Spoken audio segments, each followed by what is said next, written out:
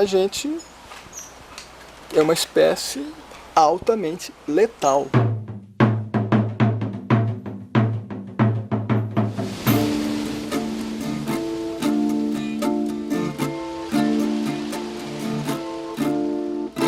Carvoarias. Os humanos estão fazendo uma desgraça no mundo. Plantação de soja bem aqui do lado.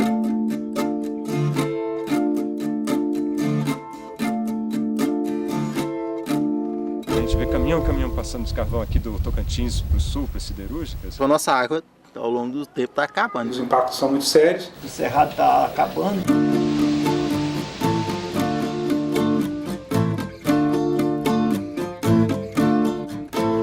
Está acima dos animais, das outras formas de vida? Não, eu acho que ele está abaixo dos outros seres, porque é o pior destruidor que existe.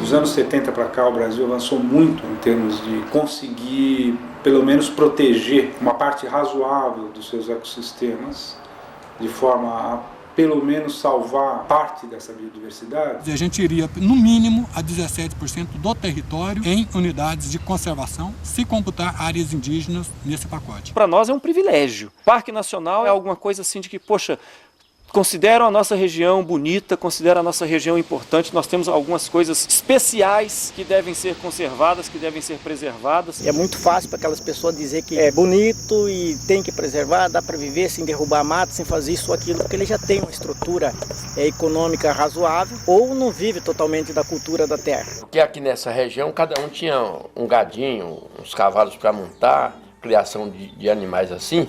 E com esse parque aí atrapalhou muito. A gente não pode mais trabalhar em garimpo, não pode pegar um pau de lenha, não pode pegar um remédio, não pode matar uma caça, nada disso.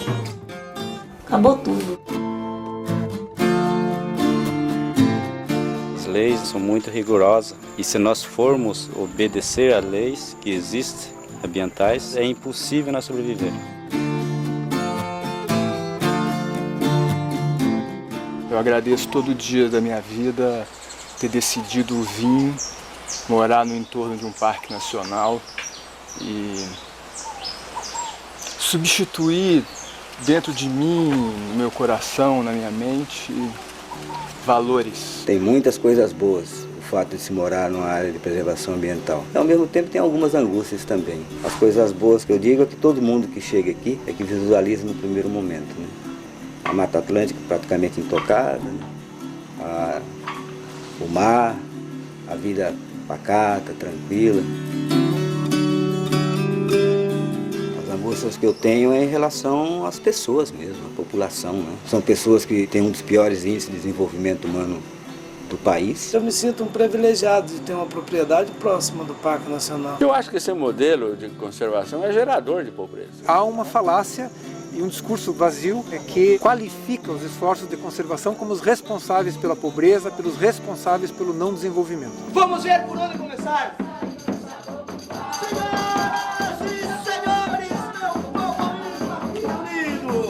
Aqui estamos nós, os fâmulos de Bonifrates, para lhes apresentar com toda a balbúrdia, galhardia, o alto de Paraqueçaba.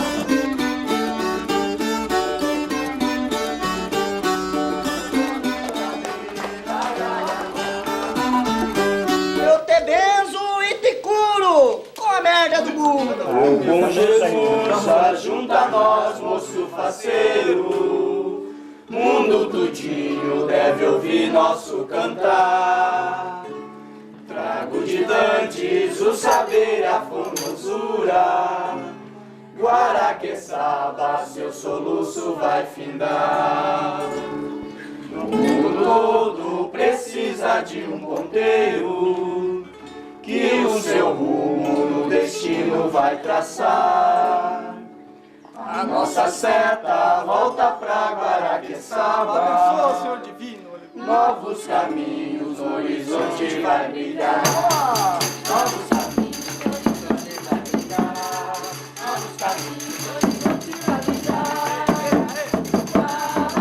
importância da APA é porque ela tem uma vegetação, né, Mata Atlântica, bastante extensa. Então ela é contínua e também se junta com a Floresta Atlântica do estado de São Paulo. Bom, a APA foi criada em 85, 3 anos após a criação da Estação Ecológica de Guaraqueçaba. E em 90 se criou, dentro da APA, o Parque Nacional do Superagui. A APA ficou funcionando como unidade de conservação de proteção de uso sustentável, envolvendo 2 unidades de proteção integral, né? O Parque e a Estação Ecológica de Guaraqueçaba. Proteção integral é aquela onde não se permite nenhum uso econômico, salvo ligado ao uso público, atividades que não explorem diretamente os recursos naturais.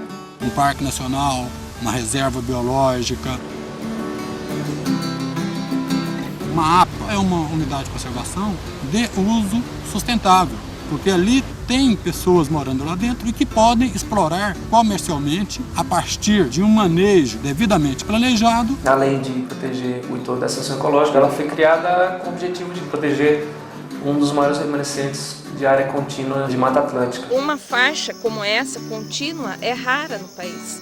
Então dá condições para que espécies de grande porte sobrevivam aqui. Estamos falando praticamente da última área de floresta atlântica no sul do Brasil, com essa extensão? É uma área grande, são cerca de 300 mil hectares, envolvendo 4 municípios, principalmente dentro do estado do Paraná, então vai da divisa do estado de São Paulo Paraná, pega Campina Grande do Sul, na região do BR, Antonina, Guaraqueçaba e uma parte da Bahia e das ilhas de Paranaguá. Aqui eu considero um dos pôres de sol mais bonito que eu já vi até hoje.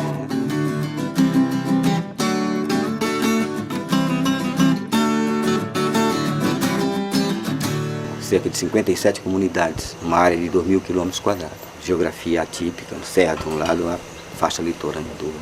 Basicamente são 2 grandes grupos, um grupo de comunidades que vivem da agricultura, pequena agricultura de subsistência, ou populações pesqueiras que vivem nas ilhas no entorno da Bahia.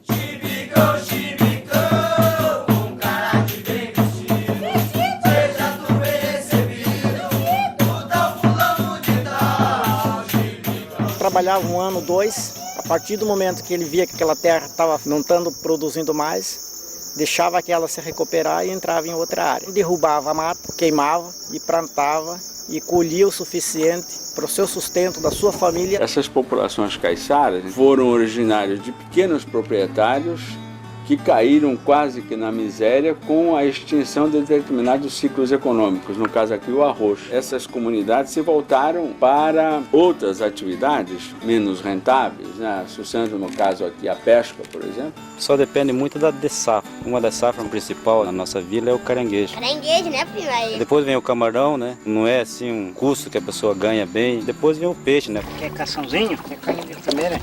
Quando se produzia da roça, o palmito e a caça seria coisa de esporte. Hoje, quando não se produz a lavoura, caça e palmito é coisa de necessidade. Estamos aqui desde 1545. Agora, por que vem um pedaço de papel que alguém colocou uma assinatura embaixo dizendo que isso aqui já não é mais nosso? Então vai criando conflitos.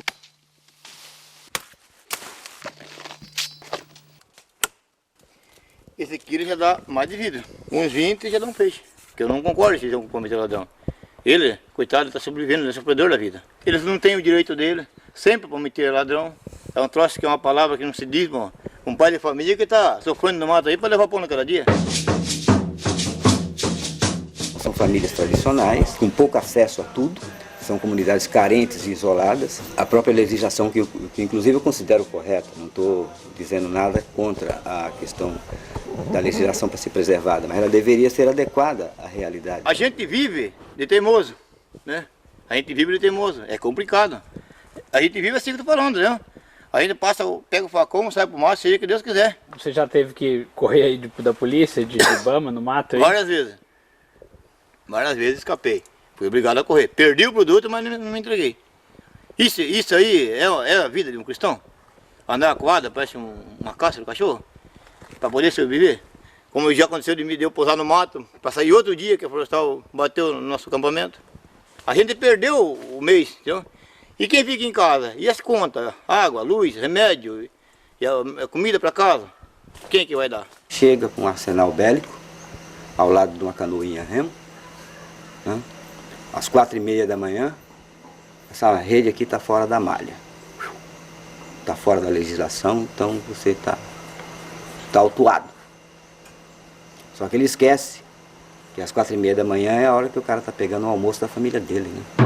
É subsistência, o banco dele é o mar, ele precisa daquilo. E o pescador, às vezes, tem que andar escondido, ele só policiar, só agredir o pescador, só punir. O pescador, muitas vezes, perdendo o seu aparelho de pesca, o único que ele tinha para sobreviver. É claro que a gente exerce muito mais atividade repressiva e preventiva do que educação ambiental, mas isso está mudando. Não adianta você só fazer prevenção e repressão. A educação ambiental, ela surte mais efeito. Isso é algo novo que tem que melhorar bastante, né?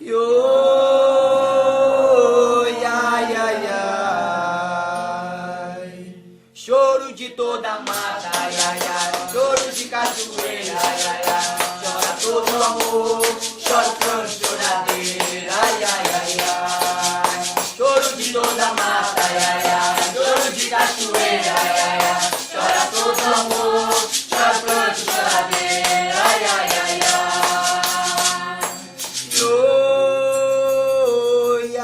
Morar numa APA tem muito mais ônus que bônus. São muitas restrições com relação ao meio ambiente e à geração de renda. Não existe uma boa imagem da APA nem dos órgãos ambientais. Por um lado, as comunidades se viram muito podadas das suas atividades a partir do momento que se chegou, como eles falam, como quando a lei chegou, as leis ambientais chegaram. Mas, por outro lado, sempre existe um uso político muito forte da legislação ambiental para justificar todos os males da região. Eles passaram a usar isso como discurso para ganhar eleições, para dizer que eles estavam do lado das pessoas daqui contra toda a legislação ambiental que oprimia a vida das pessoas daqui. Há um discurso pronto de que as instituições que tratam da questão de conservação são contra a comunidade, o que não é verdade. Ainda existe um comportamento contrário a esforços de conservação, parte em função de restrições legais que foram criadas, parte em função da maneira com que algumas instâncias reprimem a degradação do meio ambiente e parte em função de um já folclore de que a conservação é totalmente contrária à subsistência ou à busca de alternativas ou de meios de subsistência de comunidades. Faltou muito diálogo no início e atualmente, quando as unidades de conservação são criadas, já é feita uma consulta para as comunidades e aqui não foi feito isso. Então a APA foi criada de cima para baixo. E somente agora, completando 20 anos a APA, é que a gente vê que o relacionamento entre as pessoas e o órgão que administra a APA está melhorando.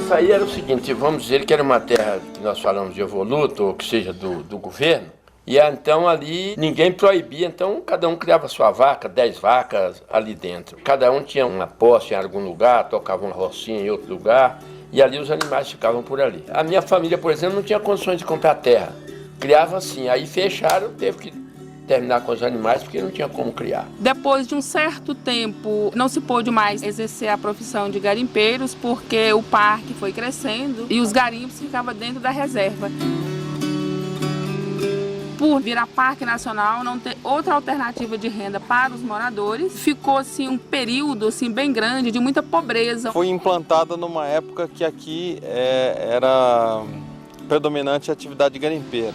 Realmente foi um impacto bastante grande nas atividades que eram exercidas nessa região. Na época do garimpo era melhor e todo mundo sobrevivia, você entendeu?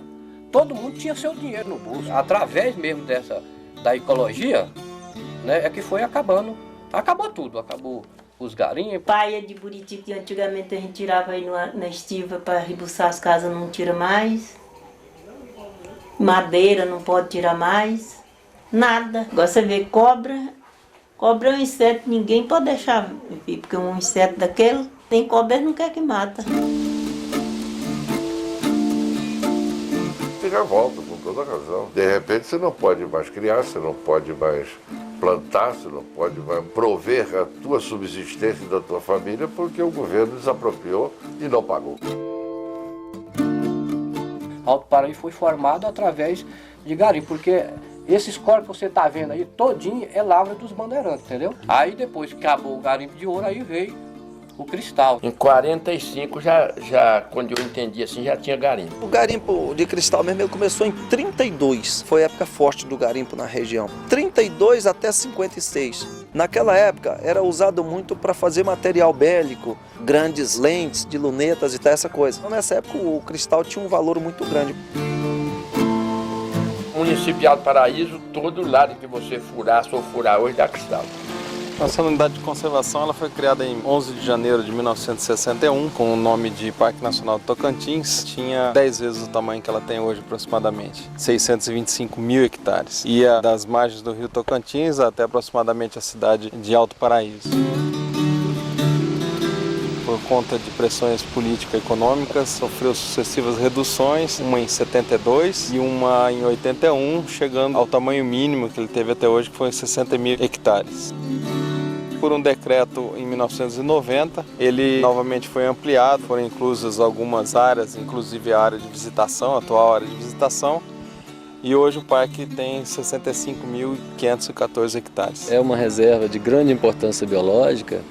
Nós estamos aqui no Cerrado de Altitude, um dos últimos remanescentes do Cerrado no Brasil. A nossa região é chamada Berço das Águas.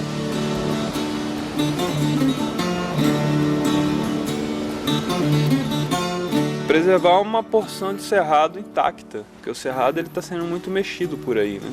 Plantação de soja, fazendeiros, propriedades particulares, especulação imobiliária. O objetivo principal dessa unidade é a conservação de um dos biomas internos, o bioma cerrado, que é denominado Cerrado de Altitude. Estão representados aqui no Parque Nacional do Chapada dos Veadeiros praticamente 90% do cerrado de altitude que existe no Brasil. E outros microbiomas inclusos no cerrado, né? O próprio Cerrado Senso Estricto, os campos úmidos, matas galerias. O Parque Nacional da Chapada dos Veadeiros é, assim, eu diria, o cartão postal dos municípios no entorno da Chapada. É o que traz a qualidade de vida aqui para a cidade. Há aqui um convencimento de que a vocação econômica daqui é a atividade ecoturística. Na perspectiva econômica do desenvolvimento do município, também é uma vantagem comparativa que a gente tem com muitos outros municípios. Nós podemos vir a ter um desenvolvimento ancorado no Parque Nacional. O local escolhido pelos garimpeiros que foram ficando foi a Vila de São Jorge, que depois, no início dos anos 60, virou a entrada do Parque Nacional. São Jorge, no final dos anos 80, no início dos anos 90, era tido como uma comunidade cheia de dificuldades e todo mundo queria ajudar. Com o advento costumamos dizer, o remix do piquenique, que é o turismo ecológico, essa coisa de ir para a natureza, né? Fez com que São Jorge passasse de patinho feio a cisne em menos de 10 anos. Isso tudo graças a um incremento do turismo ecológico e dessa abertura que o parque, que as autoridades do meio ambiente deu à comunidade de São Jorge. Eu me lembro ainda na época que um dos grandes compradores de cristal lá da vila, né, que era o seu Claro, ele perguntou para mim, ué, mas você não está garimpando mais não? Eu falei, não, seu Claro, estou ganhando muito mais dinheiro agora mostrando as cachoeiras, levando o povo para ir tomar banho de cachoeira, do que mexendo com cristal. Aí ele falava assim, deixa de ser besta, menino, não tá vendo que o povo vai sair lá da cidade para vir aqui ver mato, ver água? Eu falei, bom, eu tô ganhando dinheiro com isso. Em 91, se teve uma ideia do IBAMA junto com o Funatura e a comunidade de abrir o parque, a visitação com acompanhamento do guia, quando surgiu a primeira associação de guia do Brasil, a CVCV. É a nossa associação. Foi um trabalho que deu certo, a pessoa viu que dá para o homem sobreviver da natureza sem detonar. Então, os maiores depredadores ambientais, as pessoas que causavam o maior impacto na natureza, hoje são os maiores conservadores, são os multiplicadores de desenvolvimento sustentável na região, que são os guias, que na verdade eram todos garimpeiros. O parque trouxe só benefício, pega pessoas igual o João Carlos, garimpeiro, ele tem história para contar terríveis, na época que ele com a família dele, todo mundo garimpava. Hoje o cara tem um carrinho, tem uma pousada, vai no supermercado, virou cidadão. Agora eles falam, virei gente. com o Parque Nacional. Depois do parque não melhorou, ninguém tinha nada aqui, o povo sofria. Vivia essa mulherzada toda no garimpo trabalhando, para sustentar a família. Hoje todo mundo tem restaurante, todo mundo tem pousada. Naquela época nem sonhava nisso. A vida das pessoas que melhorou 200%. O parque foi que trouxe todo esse movimento. Totalmente positiva. Hoje as pessoas já veem o parque o seguinte, como se fosse o jardim da minha casa. Um modelo nacional e internacional de não cogestão, mas a integração de unidade de conservação com a comunidade, com benefício social, cultural, pelo conhecimento e principalmente econômico. Como é que você acha que, de um modo geral, a comunidade Alto Paraíso e São Jorge especificamente vê o parque hoje? Como forma de ganhar dinheiro. Será que só isso é importante? Até que ponto ter dinheiro, mais ou menos, né? Porque assim, as pessoas que é da vila mesmo, como eu já disse, eles não estão totalmente inseridos nesse processo de desenvolvimento sustentável. Quem ganha dinheiro hoje em São Jorge e até no município, né, que vai Alto Paraíso em torno, assim, são as pessoas que vieram de fora. É, o pessoal que veio de fora, esses é que ganham a grana. Viu o comentário aí que tem posada aí que diz que eles ganham até, R$1.000.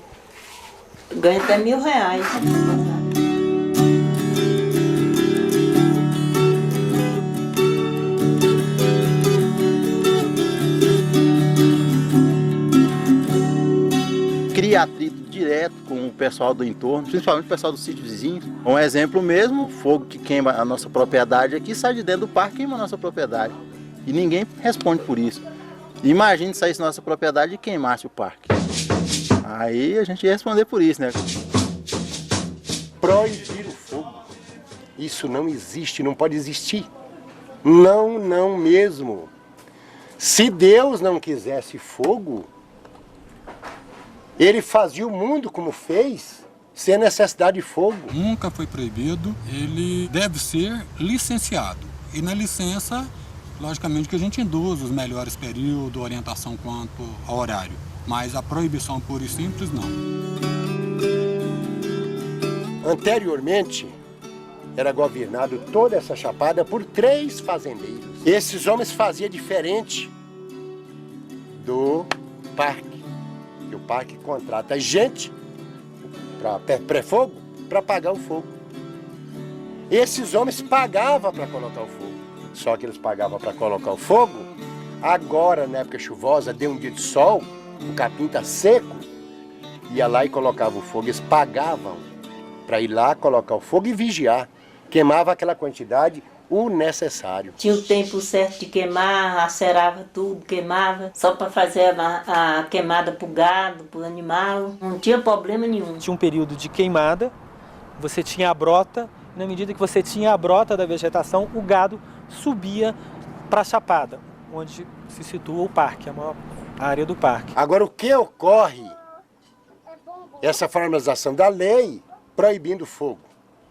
Não queima 1 ano, tudo bem. Vem o segundo não. Quer dizer, aquela primeira etapa do capim já morreu. Aí vem o outro por dentro daquele seco.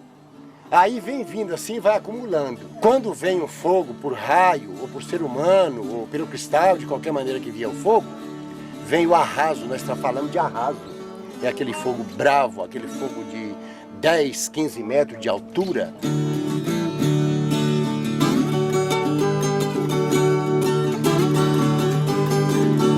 Com a proibição total dessa realização desse tipo de prática nativa, prática local, você teve o aumento das grandes queimadas. O parque fica tradicionalmente 2, 3, 4 anos sem queimar e depois você tem grandes queimadas devido ao acúmulo do material orgânico. Hoje, no momento que o fogo é mais utilizado, ele é mais nocivo, porque o pessoal acaba utilizando eles num período mais seco, enquanto as próprias pessoas que têm mais tempo de cerrado, aqueles que já são mais antigos de cerrado, eles sempre falam que a melhor época de queimar o cerrado de forma induzida seria no final das temporadas de chuvas. Quando queima, aí vem os veados, ema, aquele cardume de ema, 10, 15, 20, 50, comendo os insetos que encontrava. Os veados, aqui tem o nome de veadeiro por quê? Era a coisa mais linda.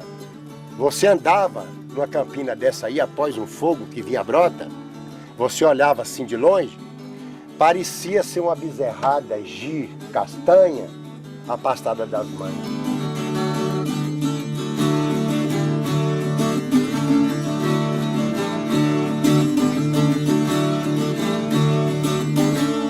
Para a fauna nativa, ocorrendo o incêndio, a fauna também vai se beneficiar disso. Vai ter a rebrota nova, no caso dos veados, por exemplo, as cinzas são sais, né, que eles vão lamber e absorver. Há outros estudos com roedores que mostram que há uma alteração na estrutura da comunidade de roedores. Não temos estudos suficientes para fazer afirmações muito definitivas sobre essa questão. O fogo é maravilhoso, é ótimo, desde que seja posto por quem conhece. A queimada, quando ela é feita de uma forma racional para os nativos, que eles acham que são ignorantes, mas tinha sabedoria do bom senso, botavam fogo por glebas, faziam o acero, deixavam aquele queimar. Obviamente eles não faziam para alimentar o veado, era para o gado, mas o veado vinha junto. Fazer uma queimada depois de uma ou duas chuvas, esse fogo não calcina a terra, ele não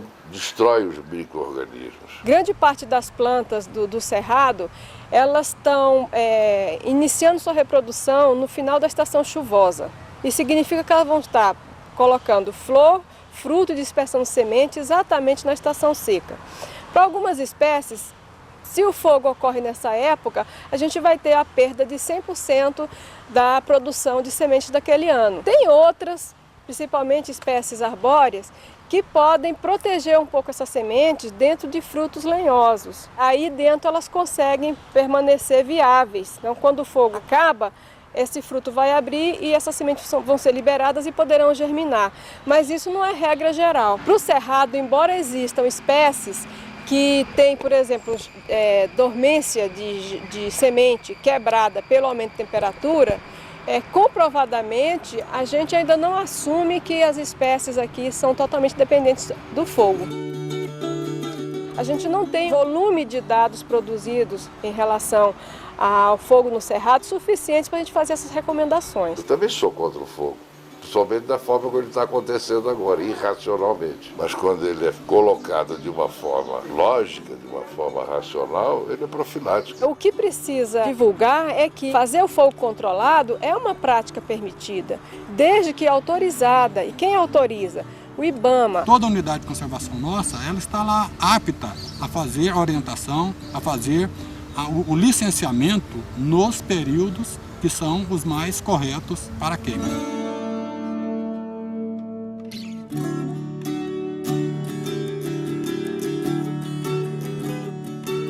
E é preciso que eles aprendessem, os chamados técnicos teóricos, vivessem a prática. Já há muita gente defendendo o fogo programado. Aprenderam com os analfabetos, com os ignorantes, porque os PhD em ecologia, que eles se intitulam aí, os grandes sabichões, sabem de nada.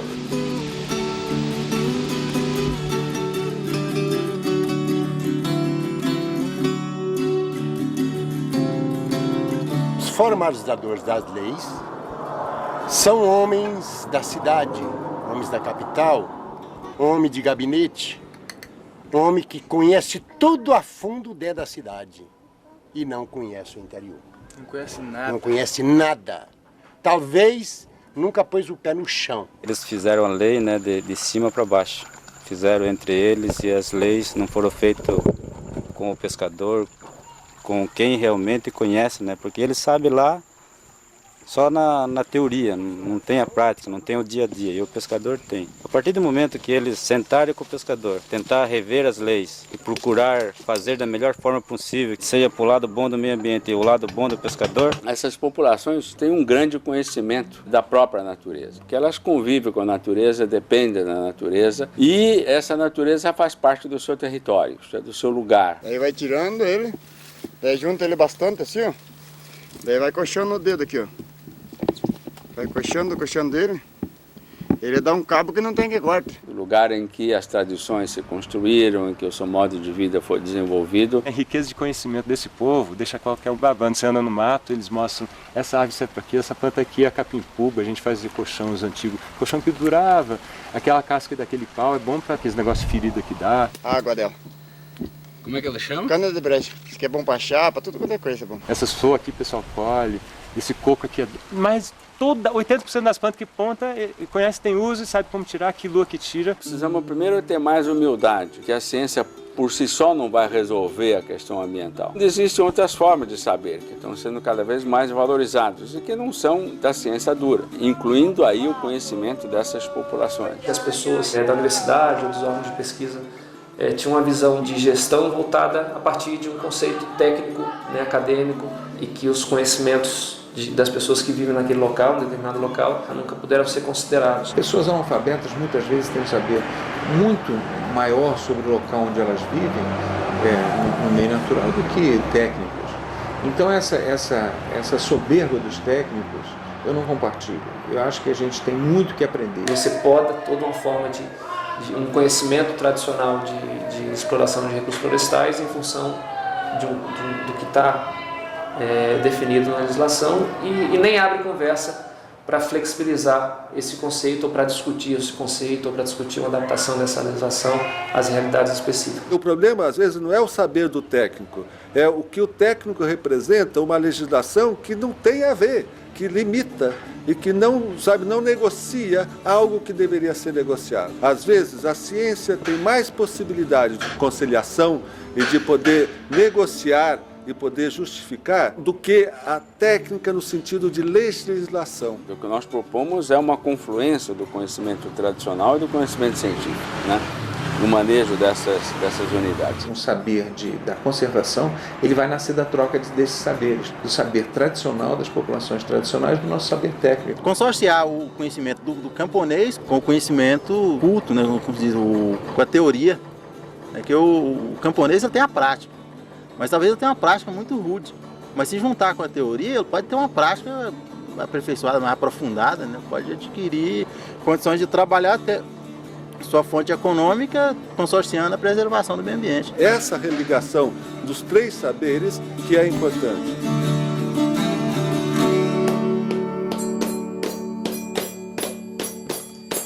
Descei, aparecei, chegai, baixai espíritos da floresta, atendei os desaforçoados e incrédulos, mas porém, contudo, todavia no encanto, cheios de esperança. Trazei os saberes e poderes das folhas, raízes, trovões, ventos e água das matas, brenhas e montanhas. O que é o mito moderno da natureza intocada? É uma reflexão sobre a conservação no mundo moderno. Essa ideia de que essa própria conservação só pode ser feita com a ausência do ser humano, isto é, com a ausência de qualquer tipo de ser humano, tanto comunidades indígenas quanto populações tradicionais não indígenas ou outras. Essa visão de que a natureza só é digna de ser assim considerada se nenhum ser humano encostou ou pôs os pés naquela região, naquela área, realmente é um equívoco. Ao se implantar essas áreas naturais na floresta, esse homem, entre aspas, primitivo, foi ignorado.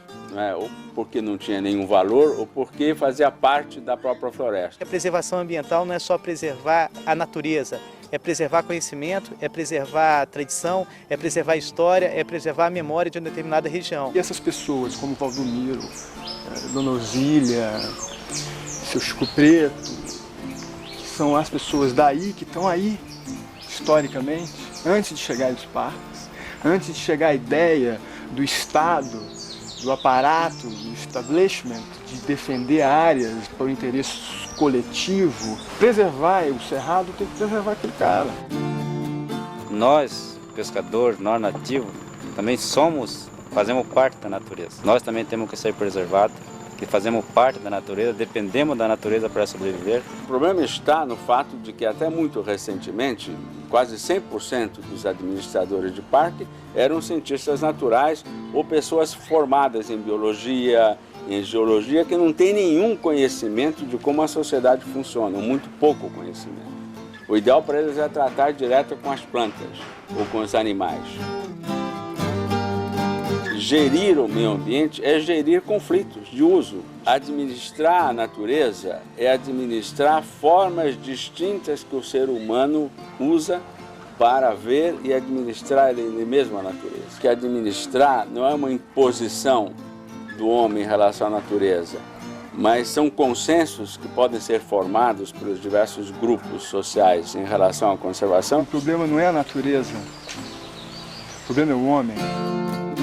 A compreensão de que os problemas com a natureza são os problemas do homem com o homem próprio, com ele mesmo. A natureza não precisa ser administrada, ela se auto-administra. O que nós precisamos administrar são mentalidades, tecnologias. Os seringueiros, pescadores, coletores de vários tipos, os caiçaras do litoral, os quilombolas, são populações que têm um interesse objetivo em poder conservar e manter para sempre esses recursos naturais. As populações tradicionais elas têm um papel fundamental nesse processo de conservação, porque elas dependem desses recursos naturais. Elas têm uma contribuição efetiva, natural, cultural, faz parte do modo de reprodução da vida das comunidades, uma relação positiva com o meio ambiente, portanto são, evidentemente, atores e parceiros prioritários numa ação de conservação. Arriscaria dizer que normalmente elas procuram não degradar o ambiente, mas na medida que a pressão econômica surge, elas tendem a uma sobreexploração em alguns casos, em outros casos, quando a área é suficiente, não. É uma falácia de que, seja qual for a comunidade, seja tradicional, seja a comunidade indígena, você tem, a partir dessa conotação, você tem equilíbrio. E você tem a não degradação ambiental. Existe um movimento, que eu acho que é um movimento pernicioso, que estabelece um padrão de que todas as áreas podem ser utilizadas pelas comunidades e que há ciência nessas comunidades para usar corretamente. Claro que é preciso quebrar, na minha opinião, alguns tabus que a gente tem em relação a populações tradicionais e populações indígenas, por exemplo, de que essas populações, vamos dizer assim, não perturbam o ecossistema e que essas populações vivem, vamos dizer assim, em equilíbrio com a natureza. Na realidade, a gente sabe que cientificamente isso não acontece, né? Essas populações precisam ser conscientizadas também, elas precisam ser educadas. O que se quer que seja preservado hoje é exatamente aquilo que sempre existiu e que os habitantes daqui nunca degradaram. E o povo aqui não danificou. Se tem hoje essa reserva aí, porque foi eles que fizeram. Se isso aqui está aqui, porque os seres humanos preservou. Se olha aqui, não tem desmatamento, não tem nada, nós preservamos. Essa ocupação vem desde 1910, ela nunca foi destruída, não seria agora que poderia ser diferente. E na realidade não é verdadeiro isso daí, né? Se não tivesse uma legislação que impedisse a devastação da área preservada, a Mata Atlântica já não existiria aqui. Nem talvez essas populações estivessem aqui também. Com certeza já teriam sido viver na periferia de Paranaguá e de Curitiba, porque aí entra-se o capital, e quem está matando o ambiente é o capital. Tem casos onde as unidades de conservação foram essenciais para garantir a própria sobrevivência de comunidades.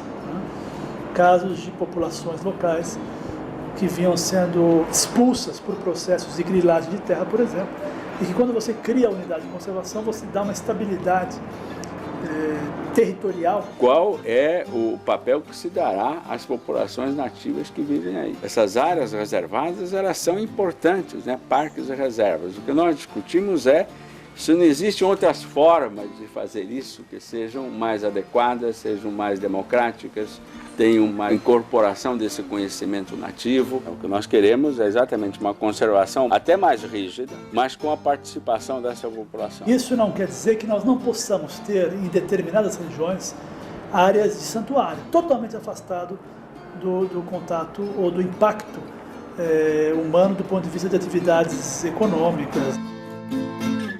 Parques devem ser criados em áreas despopuladas. Existem muitas ainda. Em áreas que existam comunidades que possam contribuir para a conservação, e hoje é a maioria, por que não tentar um outro modelo de conservação? Onde estão as linhas condutoras de ações que possam trazer resultados concretos de conservação e, ao mesmo tempo, trazer benefícios às comunidades? É uma questão de mosaico, é uma questão de se estabelecer um zoneamento em que cada área é utilizada. Uma RPPN, por exemplo, um parque nacional, a grande conotação, o grande apelo dessas áreas é preservação permanente. O resto da área da APA, dependendo da condição geográfica, da cobertura vegetal, pode ser utilizada, e o princípio é esse. Criar um parque de Tumucumaque, que é metade da Suíça, aparentemente dá, né, maior prestígio ao Brasil. Mas, sem dúvida, não é aquilo que vai marcar a nossa experiência nova de conservação. Existem experiências muito positivas, por exemplo, toda a questão das reservas extrativistas, elas têm uma contribuição importante, o Brasil tem uma liderança no nível internacional em relação a esse aspecto.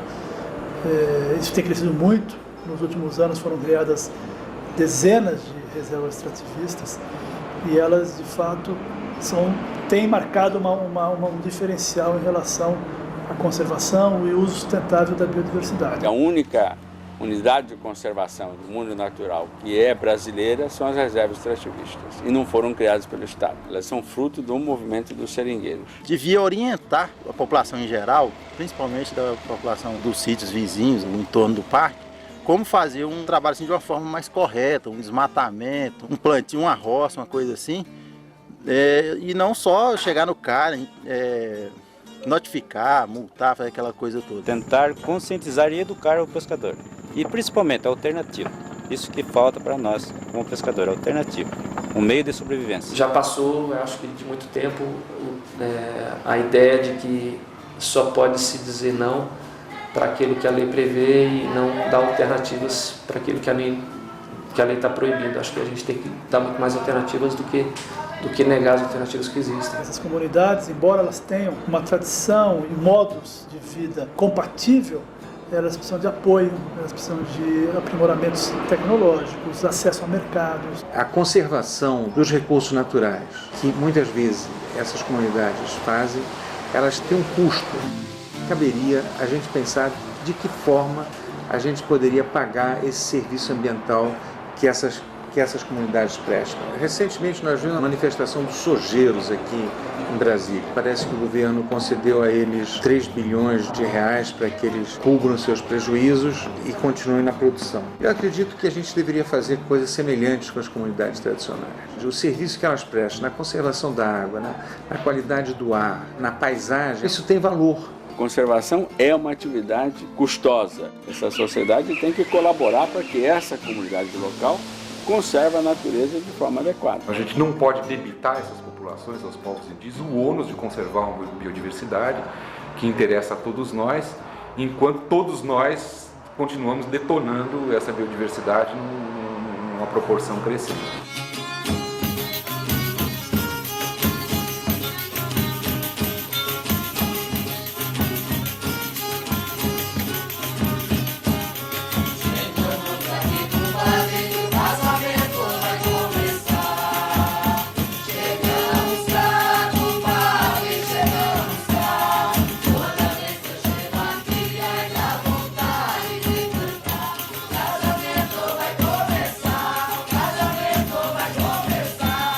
Se nós olharmos para o conjunto de unidades de conservação no Brasil, elas se transformaram em áreas fechadas, estanques num determinado território, com baixíssima relação com o entorno. A comunidade ela tem que se sentir fazendo parte daquele contexto, né?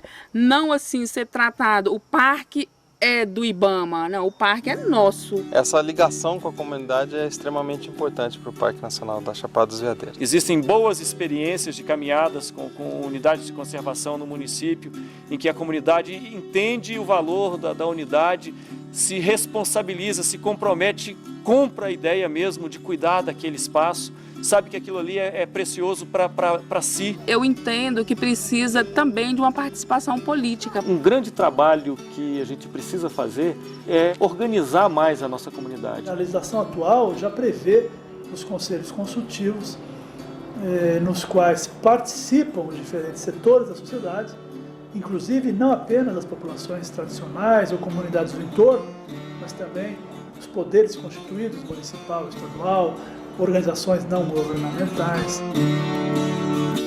Cada vez mais ele deixa de ser um processo de cima para baixo, decidido nas capitais, para ser um processo participativo. Não é mais apenas um órgão e a sua diretoria, gerências, enfim, definindo sobre a gestão de unidade de conservação, mas você tem que aprender a lidar com essa, na verdade, essa diversidade de conceitos, de opiniões, de ideias sobre a gestão de uma área que até então se entendia que era só a responsabilidade do IBAMA. O grande desafio primeiro foi, eu acho, o institucional, o vencimento do medo, o medo de partilhar a responsabilidade da gestão. O Conselho Gestor tem sido uma experiência fantástica aqui na APA, porque não foi simplesmente a criação de um conselho para cumprir um protocolo da legislação. A gente poder se sentar junto com os órgãos, né, ambientais e poder te falar e eles nos ouvir.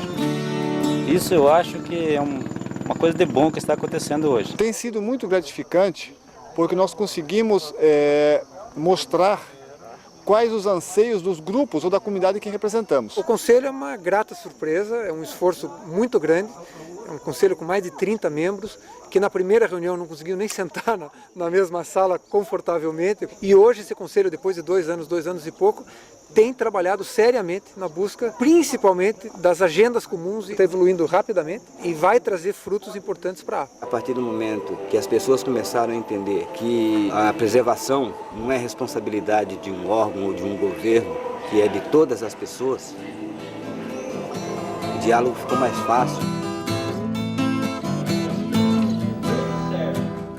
No primeiro momento foi polêmico, houve assim discussões numéricas. Esse processo de aprendizagem foi a coisa rica. Uma necessidade de aprendizado mútuo e não só como às vezes é colocado que a comunidade é que precisa aprender a conviver com um órgão federal que está cuidando de uma área que é dentro do nosso município.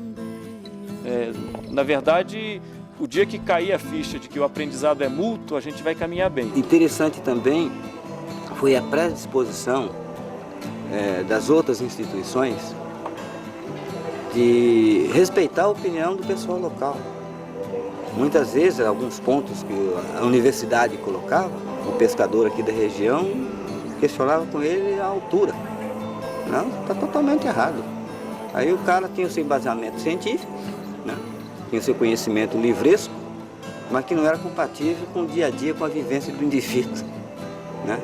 O período de defesa está totalmente errado. Nesse período o camarão não está crescendo, nesse período o camarão já está saindo barra fora. O Conselho propiciou uma oportunidade de algo que é mais, eu acho, mais salutar, que é realmente a possibilidade da religação dos saberes. Essa gestão participativa aqui está sendo realmente um aprendizado dela, né? Porque nós não sabemos, nós temos que aprender sobre isso. Nós sabemos falar sobre isso, mas executar isso é uma distância enorme. A mata é os cílios do rio, areia, sobrancelha do mar.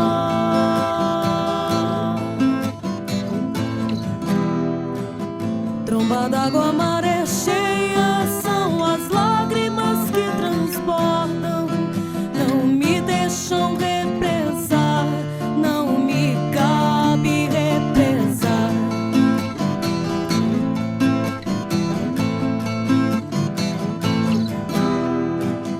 Cachoeira de chapada, corredeira de emoção. Quanto maior a altura, maior a queda no chão. Quanto maior o amor, maior a desilusão. Quanto maior a altura, mais forte o tombo no chão. Andei, andei, andei, andei,